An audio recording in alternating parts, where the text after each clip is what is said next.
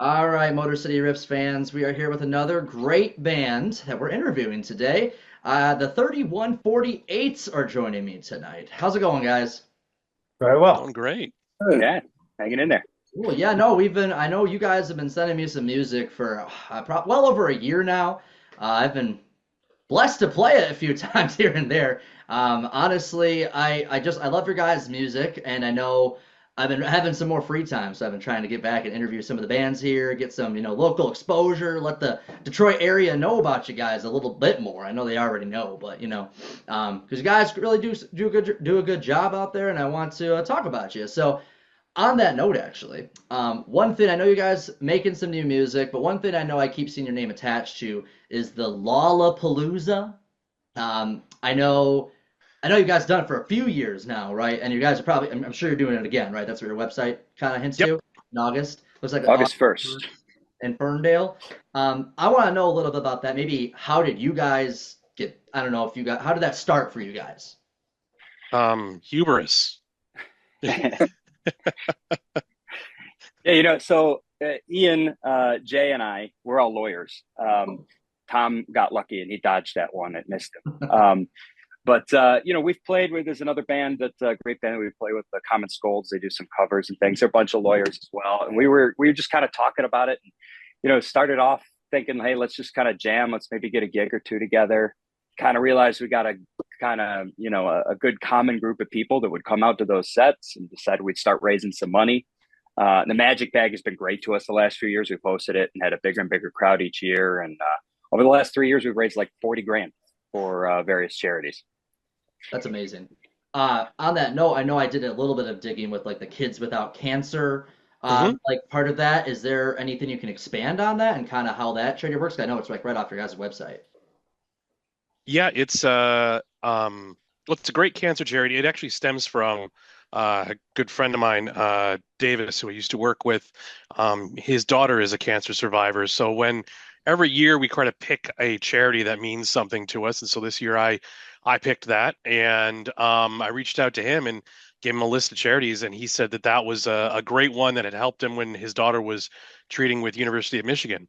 And so, yeah, if you go to our website, we have links to there. But if you also go to lollapalooza.org, that's LAW, Lollapalooza, um, and you'll have ticket links, and then you'll also have a donation page. Um, I guess this is as good a time as any to say that in June we start our cover challenge for the donations, and that the highest donation in June um, gets to pick a song that we will cover, and it's been everything from kind of cool songs. What was it the first one we did, Greg? It was Ain't Nothing Wrong with That. Right. Yeah, Robert Randolph with the family band. Yeah, we've done everything from that to Whitney Houston to South Park medleys. I That's mean, awesome. it just depends on you whether you want us to look cool or want us to look insane or silly, and you have a lot of people that want us to look silly. I think the whole lawyer thing might not work in your favor in that aspect. And if like, you know what, let's see some lawyers sing like Madonna or something, you know? Yeah, yeah. It can be kind of funny, but Yeah, it's all for good cause. right. No, that's awesome. You guys do that. Honestly, I'm not gonna say not enough groups do that, but sometimes it can be harder for like not a massive like group to do something like that every day. Obviously, not every day, but go out there and do that kind of stuff. Obviously, it takes time and effort, and you guys really showcase that. So big props to you guys. Thanks. Kind of in relation to the time and effort that you guys put into stuff. I did want to touch base on because I know a couple of songs that I played on the riff. I know like the General, which I know you guys looks like you guys may have re-released like a radio edit of that recently. Yep. I did want to touch on that song and the Enchantress that you guys recently released. If you guys just want to tell me plainly, like some of the any inside knowledge on it, or I This guess kind of what was the inspiration behind those this pieces. is an Ian question. Yeah, Ian? I got to take this one. So, in 2019, I turned 40, and then I kind of was like, well, what do I want to do with my life? And I happened to be listening to the Pink Floyd, The Wall. Um, and I thought, oh, that's nice. I'd like to write like a concept album, like a rock opera. And so I got noodling on that, and it just kind of went along.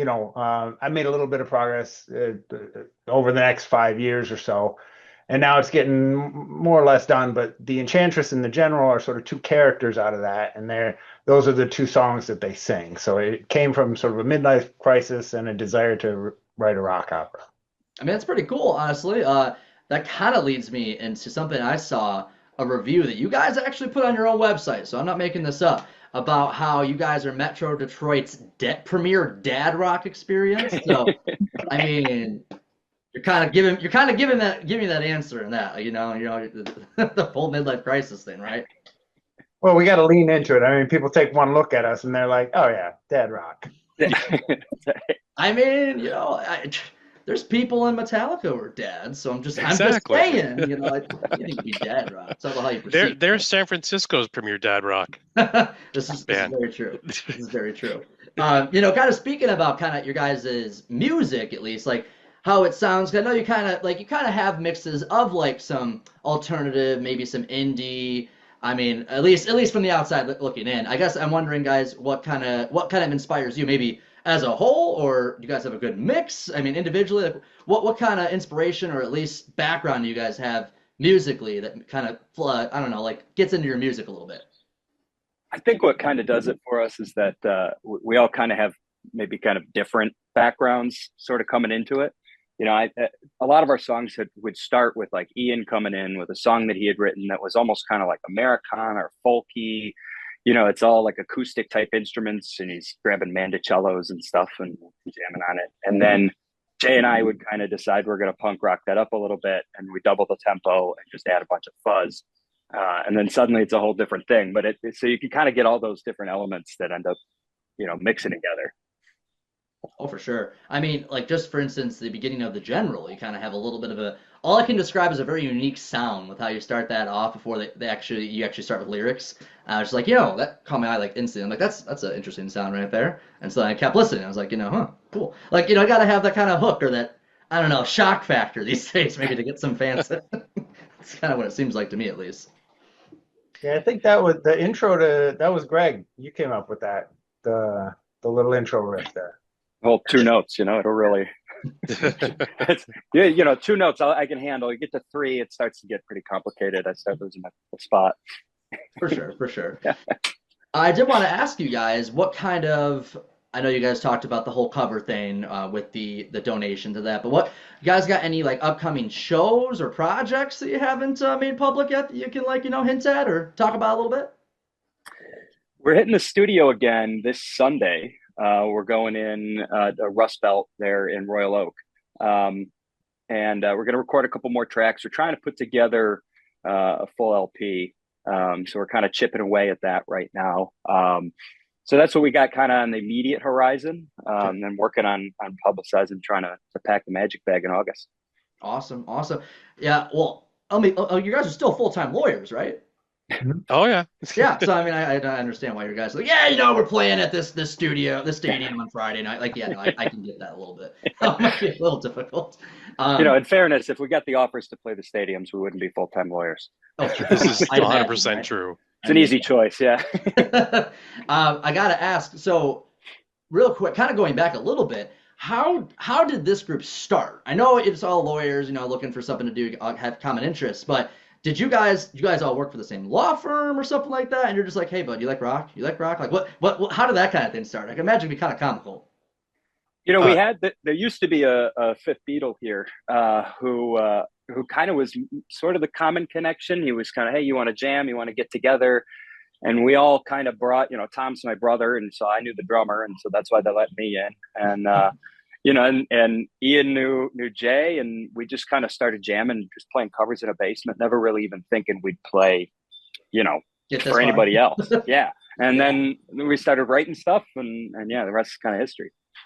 Well, that's awesome. It's kind of like the, not to quote a movie or show here, but it's like the Office jam session. They're just, jam in the warehouse and look at that. But now you guys actually turned into something. That's the difference. Very cool, very cool. I guess I also want to ask you guys, like future, what kind of like idea or not ideas, vision do you guys kind of have for this band? Like, you guys looking to? I know you guys are making more music, obviously working on some stuff, but do you have any plans to like try to? I guess tell me what kind of plans you guys have for the band in the future. Well, I mean, I'd love to play a few of the local festivals around here would be pretty great. I'd love to travel to a couple festivals. Last year, we actually were fortunate enough to play three different showcases during South by in Austin, Oh, awesome. and it was one of the coolest. And we had probably the lamest Airbnb of all the musicians there because we literally would put on suits during the day and do Zoom hearings during the day, and then take off our suits, put on our sparkly jackets, and go hit the main strip on down in Austin to play rock and roll shows. But yeah, I'd like to play out a little bit more. It's awesome playing here to family, friends, and we do have a fan base here that does support us quite well, which is very nice. Um, it's something different when you're in a crowd and you look out there and you know zero people For and sure. they're still vibing on what you're doing. 100%. I respect That's that. that's what um I'd like to do more of. Oh, for sure. It's funny you mentioned while you guys are out there performing those shows, doing Zoom like hearings and stuff like that. Um, I would imagine there's a part of you that you're like, this person's talking to me a certain way. I wish they knew I was a rock star secretly. Like, I want to just tell them right now. That's unprofessional. But you're like, if you only knew what I did after hours, that kind of dude. You're like, I'm cooler than this, I swear. That kind of thing. That's what I imagine. That's what I'd be thinking about the whole time. I tried it one time, but they were not impressed when I told them what kind of rock star I was. They were like, Oh well, it can't all be winners. Whatever. There's a reason you're defending them, or the other way around. Exactly. That's very cool. So I actually wanted to open up the floor. I want to know what you guys want to tell the listeners, or I mean, literally anything. The floor is yours, guys. I want to tell me about the 3148s and why more people should be listening to you guys. Well, one of the things you have to come see us live. Um, the energy that we have on stage is something different. It's been equated. We've played with a ton of really, really talented bands, and we played with a lot of bands that are way more talented musically than us.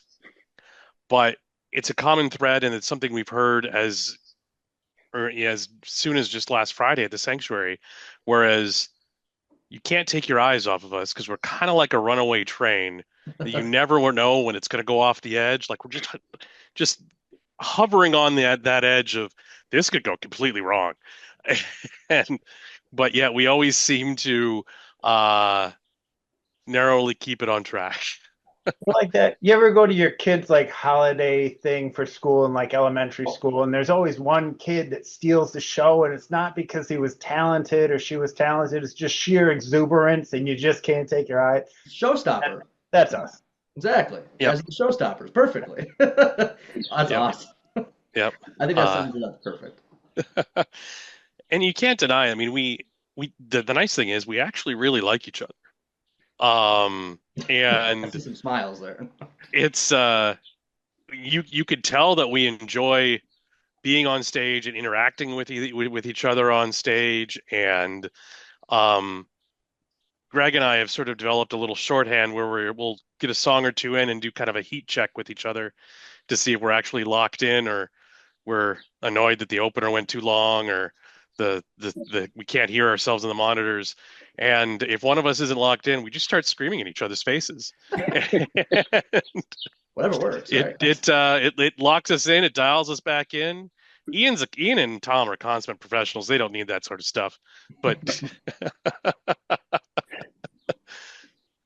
so, um, I guess the other thing the interesting thing for kind of touched briefly on our creative process, but um, it's very cool how there's almost no ego in this band about how things are going to go. We all contribute to our songs.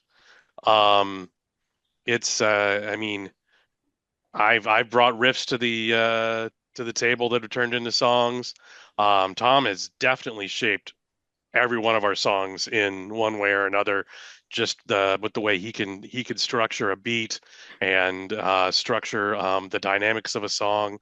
Um, Greg and Ian are completely different songwriters, and I think that that's a asset to us when we kind of have this two-headed monster that um, you want to hear a really cool, sentimental like Americana grunge song. Well, we got Penniless, we got Saratoga. You want us to just melt your face off? Okay, we got Cabin Fever, we got Guillotine. Um, Aptly named. yes. So, um, and I'm actually really excited about the new track that uh, Ian brought to the table that we're going to record it, Just Don't, which is probably the swankiest song um, we've ever done. And it just hits in a different way. That's what you're gonna give me. Oh, that's all you're gonna give me. It's the swankiest. The swankiest. Yeah. What do we mean by swankiest? Oh, yeah, Greg hits that Elaborate. wah in the intro, and Oh, it makes you move, and it has a chorus that honestly is so good we do it an extra time just because. that's awesome. That's what makes the song fun. Then, if you guys Yeah, let's do it one more time, just to make it for fun, yeah, for any yeah. other reason. With just don't there's not in the songs I write, there's not a lot of autobiography. Like I'm not interesting enough to carry a whole song.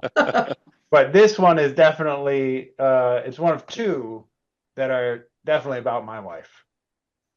Awesome. And yeah. What's the other one called, Ian? My old lady don't tolerate. I can read between the lines there. Yeah. She's a good kind of pain in the butt, you know. Oh, of course. Yeah. I wouldn't know what to do without her. 100%. I got things to say, but I know my wife watches these, so Yeah. no, that's cool. Amen, brother. So perfect. Guys, it was nice talking to you. I want all the listeners out there to know that they can catch the 3148s at Lollapalooza at August 1st at the Magic Bag in Ferndale.